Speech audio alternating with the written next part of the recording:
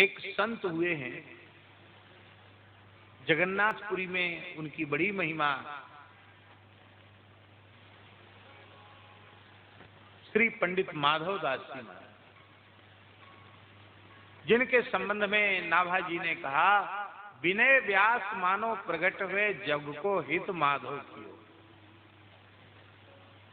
प्रकांड विद्वान अपने समय के, और उनका जन्म कन्नौज शहर का था। कहां का था? कन्नौज। कान्यकुब्ज देश के रहने वाले थे, कान्यकुब्ज ब्राह्मण थे। इतने बड़े विद्वान थे कि तत्कालीन राजा महाराजा सब उनका गुरु रूप में आदर करते थे।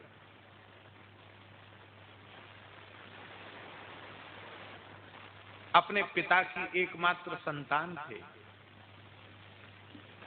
और उनका विवाह हुआ। पत्नी एक पुत्र को जन्म देकर मर गई। कुछ वेदना हुई होगी, जो भी हुआ हो। बालक को तो जन्म दे दिया, लेकिन पत्नी जीवित नहीं रही, वो मर गई। मर गई तो उसका संस्कार किया गया। अब लोगों में ये था कि भाई नवजात बालक का पोषण कैसे होगा, दूसरा विवाह करो। कम आयु में विवाह हो जाते थे। महापंडित श्री माधव दास जी का कि आयु ज्यादा नहीं थी, 21 वर्ष की आयु। तो 21 वर्ष की आयु तो कोई बहुत ज्यादा होती नहीं, दूसरा ब्याह हो जाएगा। पर वे विद्वान थे, उन्होंने निश्चय कर लिया कि रे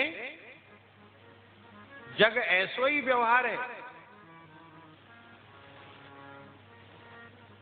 17-18 वर्ष की मेरी पत्नी चली गई।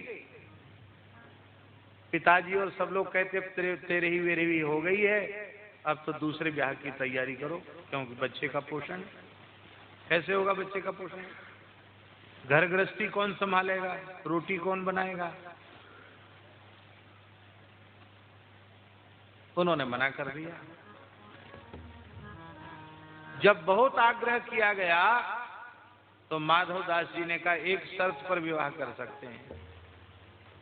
कोई प्रामाणिक रूप से यह लिख करके दे कि हम विवाह करेंगे तो हम नहीं मरेंगे, अथवा जिस कन्या से विवाह करेंगे वो नहीं मरेगी, अथवा उसकी संतान नहीं मरेगी। अब ये लिख के कौन दे? अरे बोले पागल हो गए हो क्या? कब कौन शरीर नष्ट हो जाएगा इसको कोई नहीं जान सकता। काल आयु को नहीं देखता है। हुक्म भया कोई रहन न पावे, मलुकदास जी ने लिखा है। ऊपर से मालिक का हुक्म हुआ, फिर आप ये भी नहीं कर सकते कि एक सांस हमने ले ली, एक छोड़ लेने दो। ज्यों लेखे की श्वास गई आवत न बहोरी। जो श्वास लिया है वो ऐसे श्वास लिया, ऐसे करने की फुर्सत भी नहीं दी, ऐसे में चले गए, खत्म।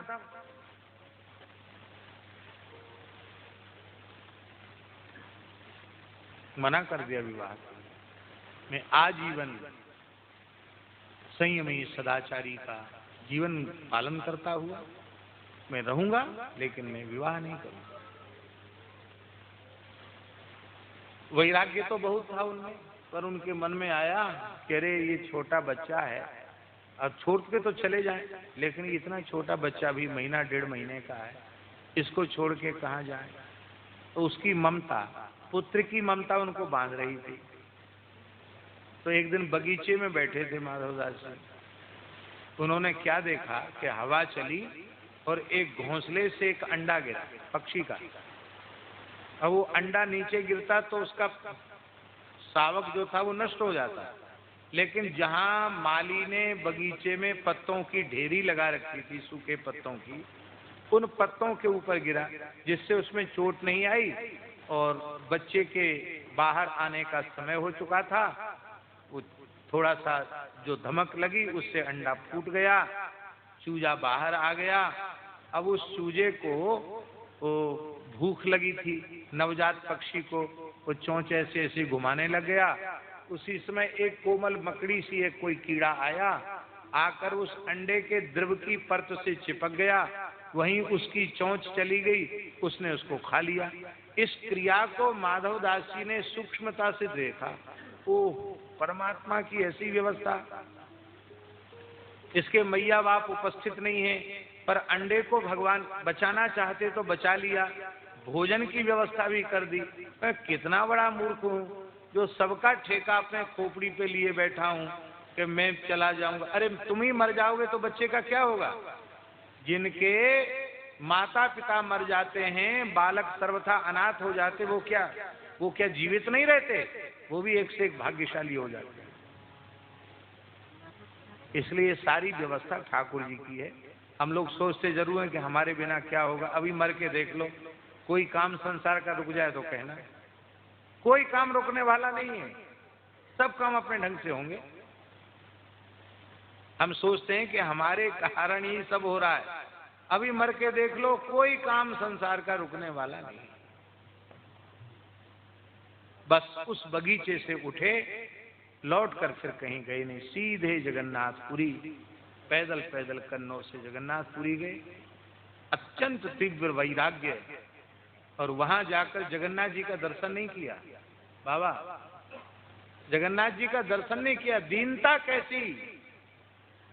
6 अंगों के सहित वेदों के प्रकांड विद्वान, उनकी दीनता ऐसी कि मैंने ब्राह्मण कुल में जन्म लेकर अपने जीवन के 21 वर्ष संसार के भोग में नष्ट कर दिए। मेरा मुंह विषय की कालिख से काला हो रहा है। मैं मुंह दिखाने लायक भगवान जगन्नाथ को नहीं हूं।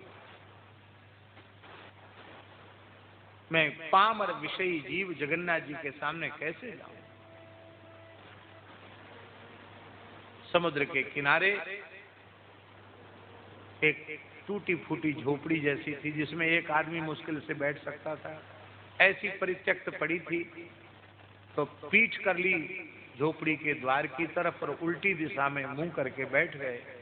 वही नाम जप करने लगे। 3 दिन 3 रात्रि तक ऐसे ही बैठे रहे, बिना खाए पिए।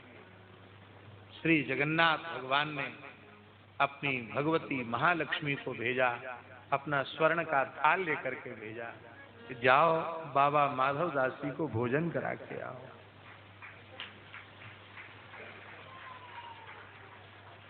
अब शयन भोग जगन्नाथ जी का रत्न वेदी का स्वर्ण थाल वहां पहुंच गया। सवेरे मंदिर खुला, थाल गायब। पंडित पुजारियों पर ही सबसे पहले आती है ना, भाई मंदिर में पुजारी तो तुम्हें हो, थाल कहाँ चला गया? उसी समय भगवान ने पुरी नरेश को स्वप्न दिया, मेरे प्राण प्यारे भक्त बाबा माधवदास जी भजन कर रहे हैं, मैंने लक्ष्मी जी के द्वारा उनको थाल भेजा है, मेरा थाल वहां रखा है, किसी पंडित पुजारी को सताना नहीं, उसको ले आओ। राजा ने तुरंत थाल ला करके राजगुरु पद पर वे प्रतिष्ठित हुए। लेकिन जीवन ऐसे ही फक्कड़ों के जैसा। माधवदास बड़ा विलक्षण जीवन चरित्र है।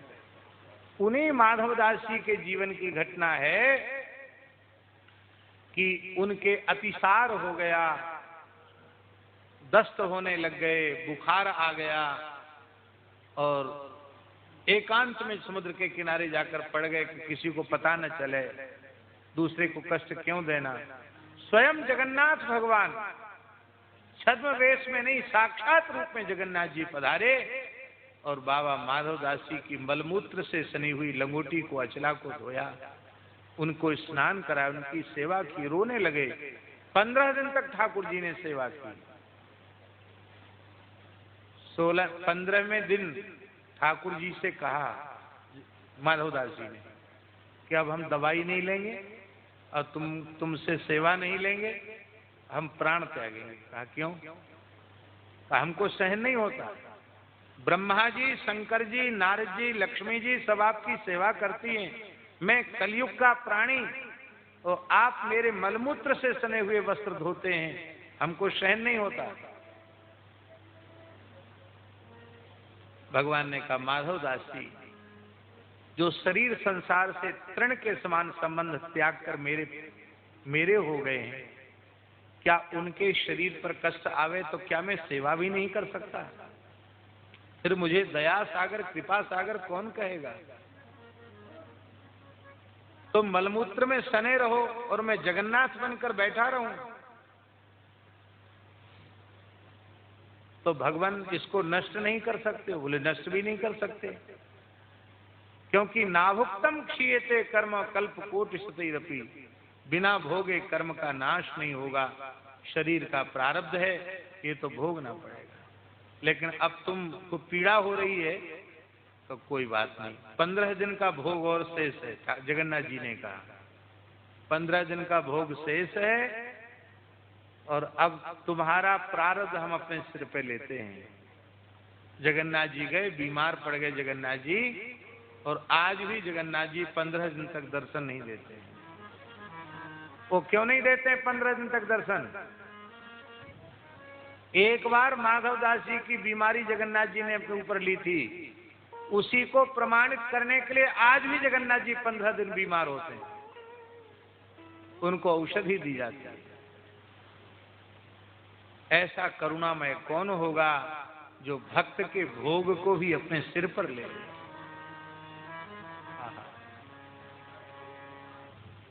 आहा, और बोलिए,